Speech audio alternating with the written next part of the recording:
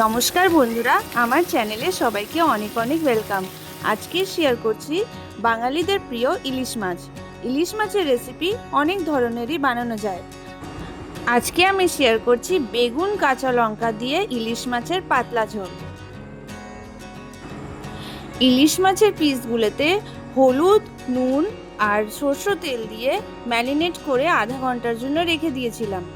এবার এদিকে নিয়ে নিয়েছিলাম মাছ, বেগুন, কাঁচা লঙ্কা, কালো জিরে, হলুদ আর নুন।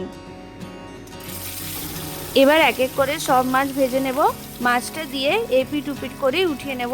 বেশি কড়া করে ভাজলে ইলিশ মাছের টেস্ট কিন্তু নষ্ট হয়ে যায়।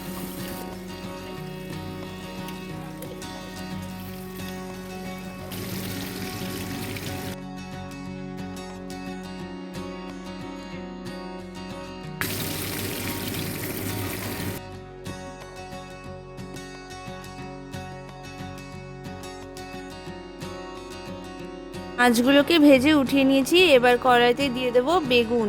বেগুনটাকে দিয়ে ভালো করে ভেজে নেব।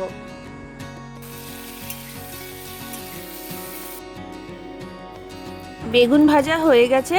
এবার তেলের মধ্যে দিয়ে দেব কালো জিরে, কাঁচা লঙ্কা দিয়ে কিছুক্ষণ ভেজে নেব। তারপরে অ্যাড করেছি হলুদ, নুন আর একটুখানি জল দিয়ে মশলাটাকে ভালোভাবে কষিয়ে নেব। মশলা কষানো হয়ে গেছে। এবার অ্যাড করে দেব পরিমাণ মতন উষ্ণ গরম জল দিয়ে ঝোলটাকে ফুটিয়ে নেব।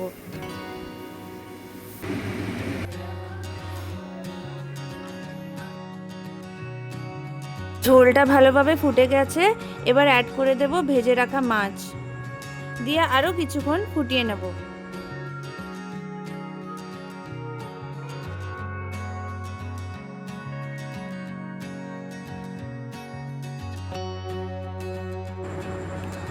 দিয়ে এবার অ্যাড করে দেব ভেজে রাখা বেগুন দিয়ে সব কিছু ভালোভাবে ফুটিয়ে নামিয়ে দেব।